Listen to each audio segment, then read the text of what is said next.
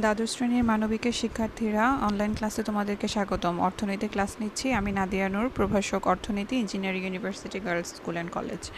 তোমাদেরকে অষ্টম অধ্যায় পড়াচ্ছিলাম এবং সেখানে খাজনা বিষয়ে আলোচনা করা হচ্ছিল। আজকে যে টপিকটা পড়ানো হবে সেটার নাম হচ্ছে নিম খাজনা বা উপখাজনা।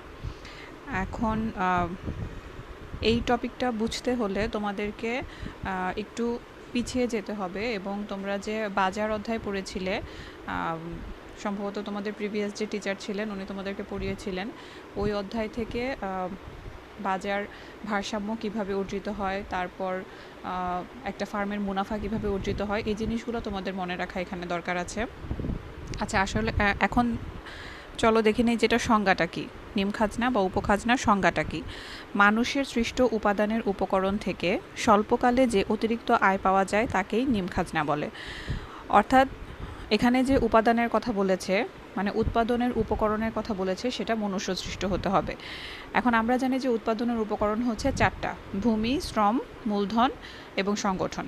তো এখানে ভূমি যেটা, এটা মানুষের সৃষ্ট না। তারপর এছাড়া মানে ভূমি ছাড়া বাকি যেই উপকরণগুলো আছে সেগুলো মানুষের সৃষ্ট।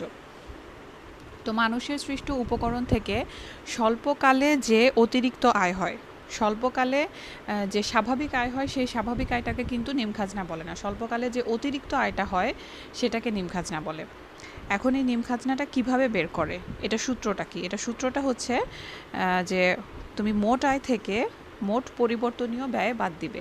মানে একটা ফার্মের একটা নির্দিষ্ট সময়ে স্বল্পকালে যে মোট আয় হয় সেই মোট আয় থেকে ফার্মের মোট পরিবর্তনীয় যে ব্যয় আছে সে ব্যয়টা তুমি বাদ দিলে যেটা পাওয়া যাবে সেটা হচ্ছে নিম খাজনা। এখন এখানে তোমাদের মনে রাখা আবশ্যক যে মোট আয়, ফার্মের মোট আয় কীভাবে বের করে, তারপর ফার্মের মোট পরিবর্তনীয় ব্যয় কীভাবে বের করে, এই দুইটা যদি মনে না থাকে তাহলে তো নিম খাজনা বের করা আসলে সম্ভব না। তো এই দুটো তোমরা পড়েছো, তোমাদের বাজার নামে একটা অধ্যায় ছিল সেই অধ্যায়ে।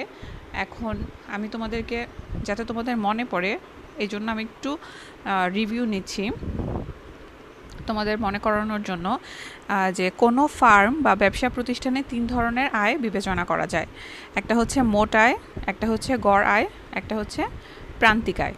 এই তিন ধরনের আয় আমরা অর্থনীতিতে একটা ফার্মের জন্য বিবেচনা করি এবং এই তিন ধরনের আয় ব্যবহার করে আমরা বিভিন্ন ধরনের ক্যালকুলেশন করি বা বিভিন্ন ধরনের হিসাব নিকাশ করি। আচ্ছা, তারপরে যেটা হচ্ছে যে কোনো ফার্ম বা ব্যবসা প্রতিষ্ঠানে তিন ধরনের ব্যয় বিবেচনা করা হয়। একটা হচ্ছে মোট ব্যয়, একটা হচ্ছে গড় ব্যয়, আর একটা হচ্ছে প্রান্তিক ব্যয়। এখানে যে মোট ব্যয় আছে, এই মোট ব্যয়ের মধ্যে আবার আছে মোট স্থির ব্যয় আর মোট পরিবর্তনীয় ব্যয়। মোট স্থির ব্যয় এবং মোট পরিবর্তনীয় ব্যয়ের সংমিশ্রণেই হচ্ছে মোট ব্যয় পাওয়া যায়। তারপরে আছে গড় ব্যয়।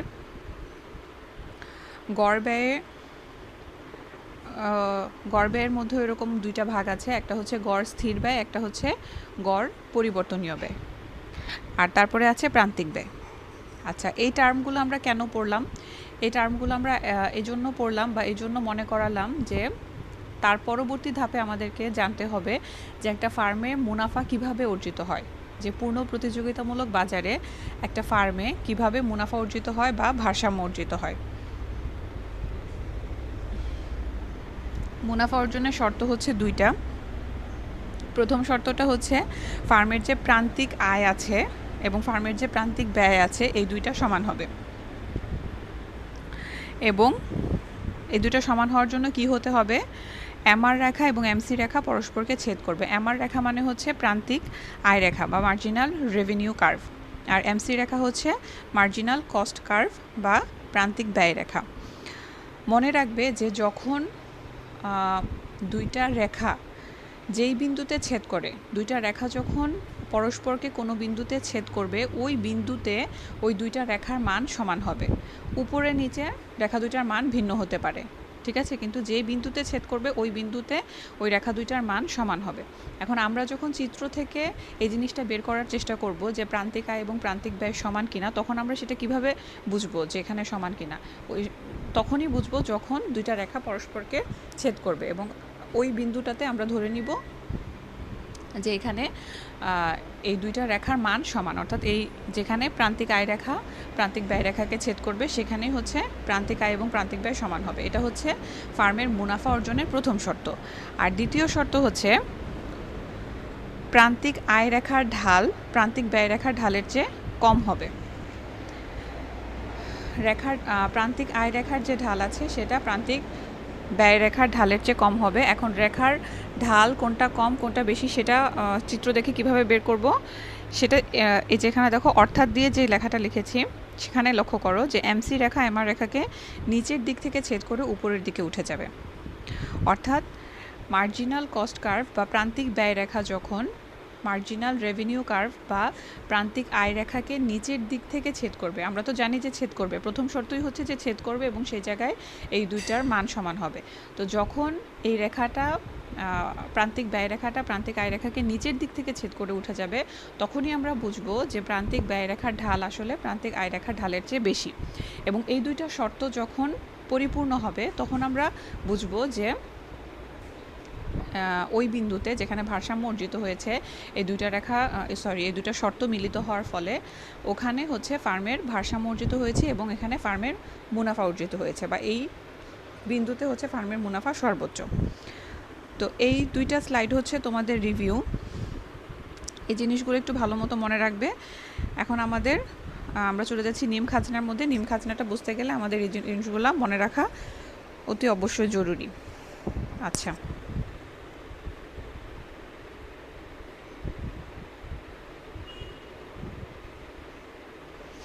এখন দেখো এখানে ভূমি অক্ষে বিক্রয়ের পরিমাণ এবং লম্ব অক্ষে দ্রব্যের দাম, গড় আয় এবং গড় ব্যয় নির্দেশ করা হয়েছে।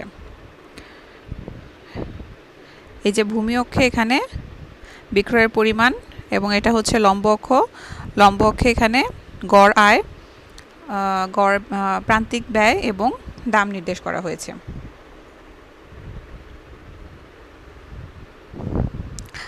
তারপর এখানে যে পি রেখাটি আছে সেটা গড় আয় এবং প্রান্তিক আয় নির্দেশ করে, অর্থাৎ এই রেখাটার কথা বলেছে।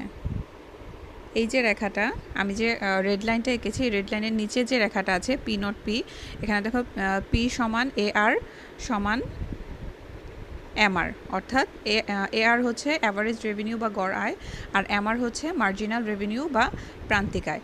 আমরা জানি যে পূর্ণ প্রতিযোগিতামূলক বাজারে একটা ফার্মের দ্রব্যের দাম এবং ফার্মের গড় আয় ও প্রান্তিক আয় সমান হয়। এই কারণে একটা রেখা দিয়েই এই তিনটা জিনিসকে রিপ্রেজেন্ট করা হচ্ছে। তারপরে OP দ্রব্যের দাম নির্দেশ করে, অর্থাৎ এখান থেকে ও থেকে P পর্যন্ত যে অংশটুকু, এই অংশটুকু হচ্ছে দ্রব্যের দাম নির্দেশ করছে। চিত্রে বিন্দুতে মানে হচ্ছে এই বিন্দুতে বিন্দু, আসলে এটা বিন্দুতে MC রেখা MR রেখাকে নিচ থেকে ছেদ করে উপরের দিকে উঠে গেছে। তো আমরা একটু আগেই তোমাদেরকে রিভিউতে বলেছি যে MC রেখা যখন MR রেখাকে নিচের দিক থেকে ছেদ করে উঠে যাবে তখন কোন শর্ত দুটো মিলিত হবে, যে MR এবং MC সমান, যেহেতু ছেদ করেছে এই বিন্দুতে ছেদ করেছে সেহেতু এই বিন্দুতে প্রান্তিক আয় এবং প্রান্তিক ব্যয় অর্থাৎ MC এবং MR সমান হবে। এবং মুনাফা অর্জনের আরেকটা শর্ত ছিল যে MC রেখার ঢাল MR রেখার ঢালের চেয়ে বেশি হবে। তো বেশি কখন হবে? এই যে যখন নিচের দিক থেকে ছেদ করে উঠে গেছে। এই যে রেখাটা হচ্ছে MC রেখা, এই রেখাটা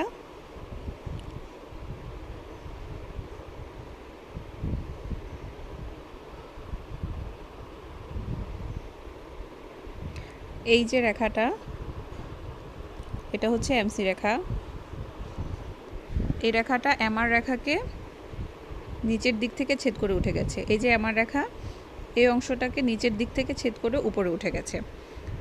তো এই বিন্দুতে এই জন্য হচ্ছে দুইটা শর্ত পালিত হয়ে গেছে, যে MC রেখার ঢাল MR রেখার ঢালের চেয়ে বেশি এবং MC ও MR এর মান ই নট বিন্দুতে সমান। সুতরাং ই নট বিন্দুতে ভারসাম্য অর্জিত হয়েছে। ঠিক আছে? তো আমরা ওই যে তোমাদেরকে বলেছিলাম শর্তগুলো বলেছি, তারপর হচ্ছে টার্মগুলো চিনিয়েছি এই কারণে যে আমাদেরকে নিম খাজনা বের করার আগে ফার্মের ভারসাম্য দাম এবং ভারসাম্য বিক্রয়ের পরিমাণ বুঝতে হবে। তো এখানে ভারসাম্য অর্জিত হয়েছে কোথায়? ই নট বিন্দুতে। আচ্ছা, তারপরে দেখো এখন ই নট বিন্দুতে ভারসাম্য অর্জিত হওয়ায় ই নট বিন্দু থেকে যখন তুমি নিচের দিকে রেখা টানবে তখন রেখাটা এই পর্যন্ত আসবে, কিউ নট পর্যন্ত আসবে, এবং এটা হচ্ছে ভারসাম্য বিক্রয়ের পরিমাণ। এবং ই নট বিন্দু থেকে এই যে ওপি নট, এটা হচ্ছে ভারসাম্য দাম। এখন কোনো একটা ফার্মের মোট আয় বের করতে হলে ভারসাম্য দাম এবং ভারসাম্য বিক্রয়ের পরিমাণ, অর্থাৎ দাম, দ্রব্যের দাম, দামকে বিক্রয়ের পরিমাণ দিয়ে গুণ করলেই হচ্ছে মোট আয় তুমি পেয়ে যাবে। যেমন ধরো সহজভাবে যদি চিন্তা করো যে ধরো তুমি 5টা কলম বিক্রি করবে এবং এই 5টা কলমের প্রতিটা কলমের দাম তুমি ধরেছো 6 টাকা করে। এখন এই 5টা কলম বিক্রি করে তোমার আয়, মোট আয় কত হলো? খরচ টরচের কথা আমরা এখন চিন্তা করছি না, আমরা শুধু চিন্তা করছি যে 5টা কলম বিক্রি করে তোমার মোট আয় কত হলো। তো এটা বের করার জন্য তুমি কি করবে? স্বাভাবিকভাবে কলমের দাম দিয়ে যে পরিমাণ কলম তুমি বিক্রি করছো এটাকে তুমি গুণ করবে, অর্থাৎ বিক্রয়ের পরিমাণকে তুমি দাম দিয়ে গুণ করছো। 5 গুণ 6, 5 6 30 টাকা হচ্ছে তোমার এখানে মোট আয়। তো আমরা যখন এখানে চিত্র থেকে ফার্মের মোট আয় বের করব তখন আমরা কি করব? এই যে বিক্রয়ের পরিমাণ ও কিউ নট আছে এটাকে আমরা দ্রব্যের দাম দিয়ে গুণ করব ও পি নট দিয়ে। ঠিক আছে? তো এই গুণ করার ফলে আমরা এই যে এই জিনিসটা পেয়েছি, O P naught E naught Q naught, অর্থাৎ এই পুরো অংশটা, এই যে পুরো অংশটা আয়তক্ষেত্র, এই পুরো অংশটা হচ্ছে এখানে ফার্মের মোট আয়। আচ্ছা, তারপরে বের করতে হবে ফার্মের মোট পরিবর্তনীয় ব্যয়, কারণ আমরা জানি যে নিম খাজনা সমান হচ্ছে মোট আয় মাইনাস মোট পরিবর্তনীয় ব্যয়। এখন মোট পরিবর্তনীয় ব্যয়টা কিভাবে বের করব? গড় পরিবর্তনীয় ব্যয়কে যখন বিক্রয়ের পরিমাণ দিয়ে গুণ করা হবে তখনই মোট পরিবর্তনীয় ব্যয় বের হয়ে যাবে। গড় পরিবর্তনীয় ব্যয়টা কোথায় আছে? এই যে গড় পরিবর্তনীয় ব্যয় রেখাটা, এটা হচ্ছে গড় পরিবর্তনীয় ব্যয় রেখা। এই যে রেখাটা, এটা হচ্ছে গড় পরিবর্তনীয় ব্যয় রেখা। এই রেখা থেকে যখন তুমি লম্ব অক্ষ বরাবর রেখা টানবে, এই যে এই রেখাটা যখন টানবে তখন পাচ্ছি আমরা কি? OP1। ঠিক আছে? এই OP1 হচ্ছে গড় পরিবর্তনীয় ব্যয়, এবং এই গড় পরিবর্তনীয় ব্যয়কে যখন বিক্রয়ের পরিমাণ দিয়ে গুণ করা হবে তখন আমরা পেয়ে যাব মোট পরিবর্তনীয় ব্যয়। ঠিক আছে? তো OP1 into OQ1 is equal to OP1 B Q naught. এই যে এই অংশটা, এটা হচ্ছে মোট পরিবর্তনীয় ব্যয়। ঠিক আছে? বড় চারকোনা অংশটা হচ্ছে মোট আয় ফার্মের, আর এই নিচের চারকোনা অংশটা হচ্ছে মোট পরিবর্তনীয় ব্যয়। আচ্ছা, তারপরে আমরা এখন জাস্ট সূত্রের মধ্যে বসিয়ে দিব যে নিম খাজনা সমান মোট আয় মাইনাস মোট পরিবর্তনীয় ব্যয়, অর্থাৎ টিআর মাইনাস টিভিসি। তাহলে কি পাওয়া গেল? লক্ষ্য করো, টিআর মাইনাস টিভিসি যখন এই যে O P naught E naught Q naught এই বড় চারকোনা ক্ষেত্রফলটা থেকে যখন তুমি এই নিচের চারকোনা ক্ষেত্রফলটাকে মাইনাস করবে তখন এই যে অংশটা রয়ে গেছে এটা হচ্ছে নিম খাজনা। ঠিক আছে? তো নিম খাজনা বের করার জন্য আমাদেরকে জানতে হবে যে ফার্মের মোট আয় কিভাবে বের করে এবং ফার্মের মোট পরিবর্তনীয় ব্যয় কিভাবে বের করে, এবং মোট আয় থেকে মোট পরিবর্তনীয় ব্যয় যখন আমরা মাইনাস করব তখনই আমরা পেয়ে যাব নিম খাজনা। এবং এই মোট আয় এবং মোট পরিবর্তনীয় ব্যয় বের করার জন্য যে ফার্মের ভারসাম্য আগে অর্জিত হতে হবে, সেজন্য হচ্ছে আমি তোমাদেরকে 2টা রিভিউ স্লাইড দিয়েছি। এখন দেখো আবার সংজ্ঞাটার দিকে লক্ষ্য করো। মানুষের সৃষ্ট উপাদানের উপকরণ থেকে স্বল্পকালে যে অতিরিক্ত আয় পাওয়া যায় তাকেই নিম খাজনা বলে, এবং এটা হচ্ছে এখানকার সূত্র।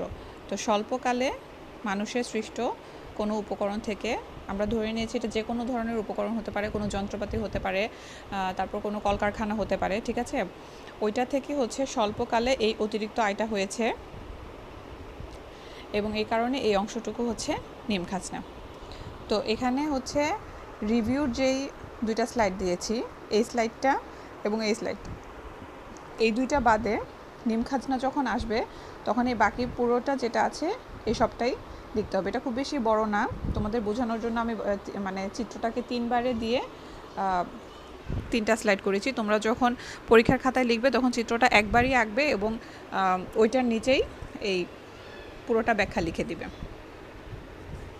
তো এটা ছিল নিম খাজনা এবং টপিকটা একটু কঠিন আছে, এই কারণে আজকে আর কোনো টপিক পড়াচ্ছি না। তো এটা নিয়ে যদি তোমাদের কোনো প্রশ্ন থাকে তাহলে আমাকে নির্দ্বিধায় করতে পারো, কমেন্ট সেকশনে জানাতে পারো, অথবা আমাকে ফোন দিয়েও প্রশ্ন করতে পারো, আমি নেক্সট ক্লাসে বুঝিয়ে দিব। আর এটা একটু বাসায় ভালো মতো স্টাডি করবে সবাই, যাতে ভালো মতো নিজেরা বুঝতে পারো। নিজে যখন পড়বে তখন বুঝবে যে আসলে কোন জায়গায় সমস্যা হচ্ছে, কোনটা মিসকে জিজ্ঞেস করতে হবে। ভালো করে পড়াশোনা করো সবাই, ভালো থেকো, আল্লাহ হাফেজ।